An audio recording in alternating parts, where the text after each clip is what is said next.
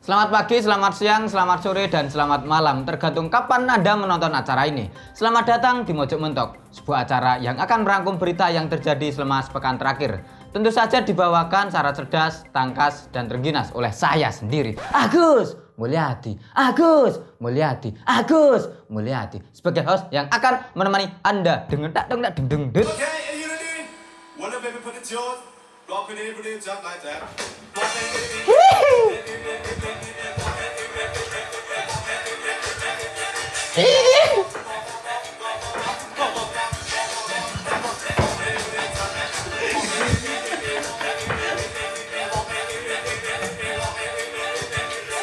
Wes. Sawang kentir. Indonesia lolos ke babak semifinal Piala AFF 2021 setelah menjadi pemuncak klasemen grup B. Indonesia memastikan diri menjadi juara grup setelah dalam pertandingan terakhir melawan Malaysia pada 19 Desember 2021 di Stadion Nasional Singapura kemarin.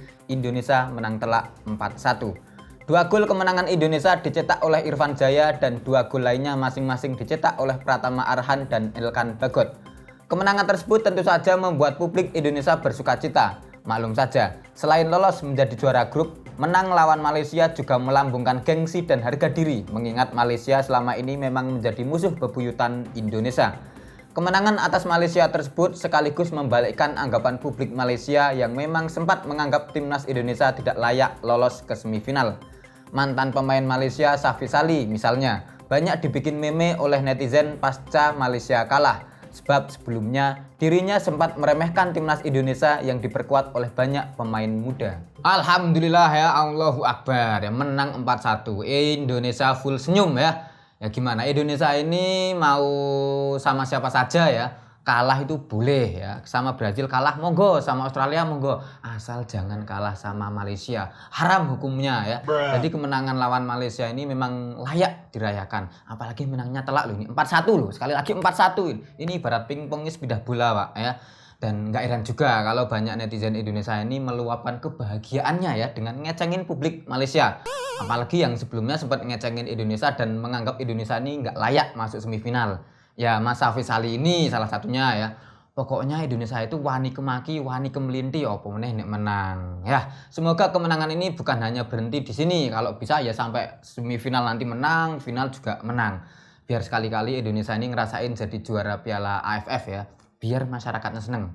Indonesia ini tak kasih tahu ya, mau kasus korupsi banyak, pejabatnya banyak yang kayak celeng ya, pendidikan dan kesehatannya kurang memadai, gizi buruk atau apa, pemuda desa tak kerja. Tapi selama timnasnya juara, insya Allah rakyatnya masih bisa dipaksa untuk bahagia, masih bisa prengas-prenges, masih bisa ngopi, masih bisa udut ya, masih bisa senyum. Yang penting timnasnya juara ya. Respect ya. Mas Safi Sali ya. Makanlah sikit-sikit ya kan. Deng deng. Netizen dibikin heboh dengan beredarnya foto hadiah uang tunai juara 2 dan juara 3 lomba panjat tebing Bupati Cup di Pandeglang.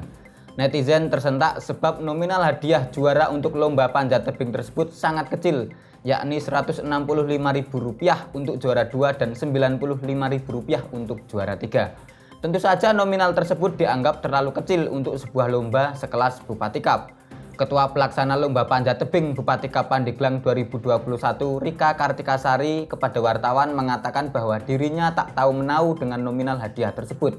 Sementara itu, Kepala Dinas Pemuda dan Olahraga Kabupaten Pandeglang, Dadan Saladin, mengatakan anggaran untuk pemenang Lomba Panjat Tebing Bupati Cup yang viral tersebut memang sudah sesuai dengan anggaran yang sudah disusun.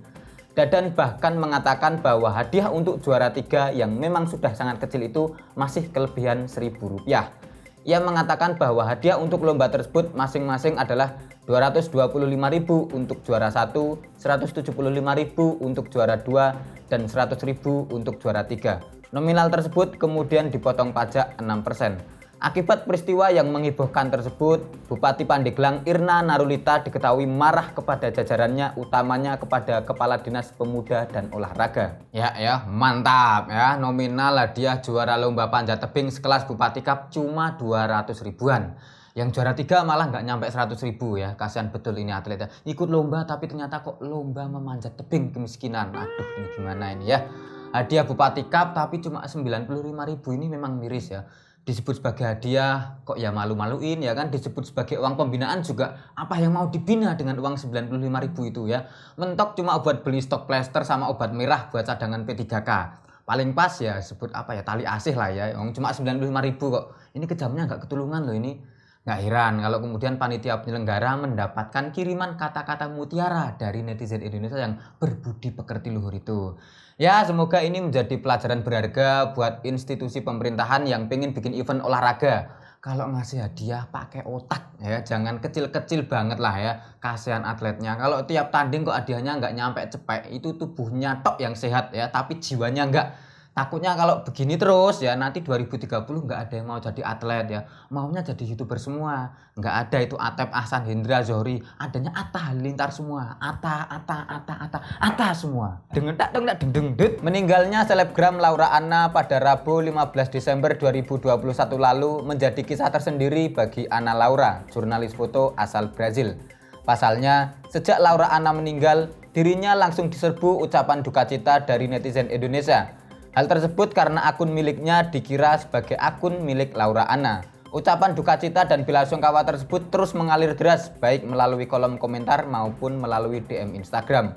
Laura Anna yang terganggu dengan banjir komentar dari netizen Indonesia tersebut sampai perlu menulis "I'm not Laura Anna from Indonesia" di bio Instagramnya. Ia juga berkali-kali memberikan pengumuman melalui Instagram story miliknya untuk memperingatkan agar netizen Indonesia tidak lagi mengirimkan ucapan duka cita untuknya. Kejadian tersebut kemudian viral di media sosial. Banyak yang lantas membahas kebiasaan orang Indonesia yang malas membaca tapi sangat bernafsu untuk berkomentar. Oke, terkait salah paham antara Laura Anna dan Ana Laura ini yang bikin Mbak wartawan ini cukup terganggu. Kali ini kita sudah mendatangkan narasumber yang kompeten untuk membicarakan hal itu ya. Siapa saja? Siapa saja? Siapa dia? Tentu saja Mas Prayit. Jadi Mas Prayit ini adalah praktisi media sosial di Negara Kesatuan Yanto Aquarium. Kita akan nanya-nanya soal fenomena masyarakat Indonesia yang terlalu mudah berkomentar ini. Halo, selamat pagi, selamat siang, selamat sore, selamat malam Mas Prayit. Ya, kabarnya baik?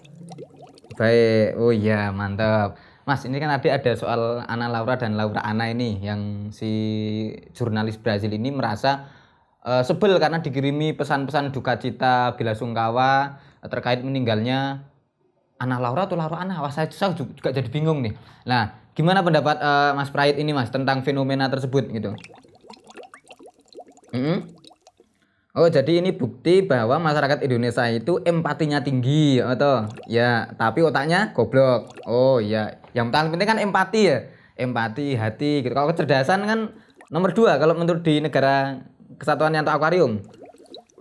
Oke, siap. Tapi kalau di Negara Kesatuan Yanto Aquarium itu banyak juga nggak yang fenomena kayak gitu? Lu banyak? Oh ya, bukan cuma kesamaan nama ya, tapi cuma apalagi kalau bukan kesamaan nama? Oh, kesamaan wajah. Oh, siap. Contohnya Mas. Oh, banyak Negara Kesatuan Yanto Aquarium yang masih menganggap bahwa vokalisnya Noah itu Parto ya, bukan Ariel ya. Oh, siap. Oh, jadi jangan-jangan mereka menganggap bahwa Sandy Sandoro itu Narji ya. Oh, siap. Oh, jadi Bang, ini berarti perkara yang sangat universal ya, bukan cuma di negara Indonesia berarti. Di Negara Kesatuan Yanto Aquarium juga begitu, Mas. Oke, siap. Kalau di Indonesia ini menurut Mas Prayit gimana? Perlu dipertahankan atau ada saran gitu? Oh, perlu dipertahankan. Ini sebagai identitas bahwa negara ini adalah negara yang minim literasi tetapi maksimal dalam empati gitu ya. Oke, siap. Oke, baik hati nomor 1, kecerdasan nomor 4. Oke, siap. Terima kasih Mas Prayit. Ya, itulah obrolan saya bersama Mas Prayit terkait dengan salah paham akun Laura Anna dan Ana Laura ini. Obrolan saya barusan bersama Mas Prayit sekaligus menjadi pengakhir ya perjumpaan kita di episode Mojok Mentok kali ini. Sampai jumpa di episode berikutnya, tentu dengan narasumber dan berita yang jauh lebih menarik dan jauh lebih keren ya. Ya Pak, kita emang mati Pak kita. Iya, wes liut ngono iki. Wis meh mudar. Ya aku ngerti aku mau ndelok nganu lho, TikTok sampean lho. Lagake nyanyi udara mana, tapi kita iku mudar kowe. Wis lemes banget. Sesuk kita ganti meneh Prayit. Saya tak ganti lele ya. Heeh. Gua ganti labet sisan.